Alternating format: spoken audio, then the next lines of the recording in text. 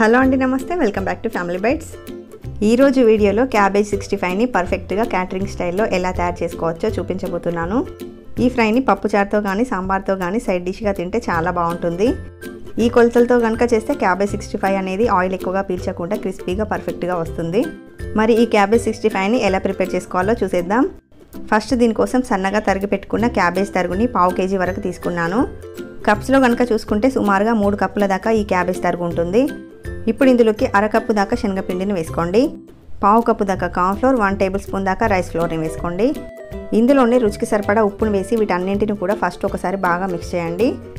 ఇలా అంతా కలిపేసుకున్నాక ఇప్పుడు ఇందులోకి 1/2 టీ స్పూన్ పసుపు, 1 టీ స్పూన్ కారం వేసుకోండి. అలాగే 1 టీ స్పూన్ ధనియాల పొడి, 1 టేబుల్ స్పూన్ దాకా అల్లం వెల్లుల్లి పేస్ట్ని వేసుకోండి. ఇలా అన్నీ వేసేసి బాగా ప్రెస్ చేస్తూ కలపాలి. ఇందులోకి ముందే నీళ్ళు వేయకూడదు.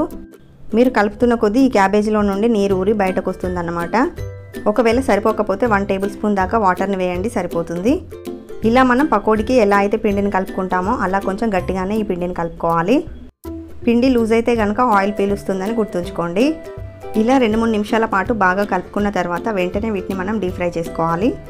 ఇలా వదిలేస్తే కనుక వాటర్ అనేది ఊరిపోయి ఆయిల్ ఎక్కువగా పీల్చేస్తుంది. డీప్ ఫ్రైకి సరిపడా ఆయిల్ని పెట్టుకొని ఆయిల్ హీట్ అయ్యాక ఇందులోకి మనం ఉల్లిపాయ పకోడీ ఎలా అయితే వేసుకుంటామో అలా ఈ క్యాబేజీని ఆయిల్లో వేసి ఫ్రై చేసుకోవాలి. మంటని మీడియం ఫ్లేమ్లో పెట్టుకొని 2 వైపులా తిప్పుకుంటూ క్రిస్పీగా అయ్యేంత వరకు ఫ్రై చేసుకోవాలి. చూడండి, ఇలా క్రిస్పీగా అయ్యాక ఇప్పుడు వీటిని ఆయిల్ నుండి తీసి ఒక స్ట్రైనర్లోకి వేసుకుందాము. ఇలాగే పిండి మొత్తాన్ని కూడా చేసి తీసుకోండి. ఇలా మొత్తం అంతా కూడా ఫ్రై చేసుకున్న తర్వాత లాస్ట్లో ఇందులోకి కొద్దిగా కరివేపాకు, అలాగే పచ్చిమిర్చి, జీడిపప్పును వేసి ఫ్రై చేసి క్యాబేజీ 65లోకి యాడ్ చేసుకోండి. సో అంతేనండి, చాలా సింపుల్గా క్యాబేజ్ 65ని ఎలా తయారు చేసుకోవచ్చో చూసారు కదా. మీరు కూడా క్యాబేజీతో ఇంట్లో ఇలా ట్రై చేసి సాంబార్తో కానీ, రసంతో కానీ, పప్పుచారుతో కానీ సర్వ్ చేయండి. చాలా టేస్టీగా ఉంటుంది.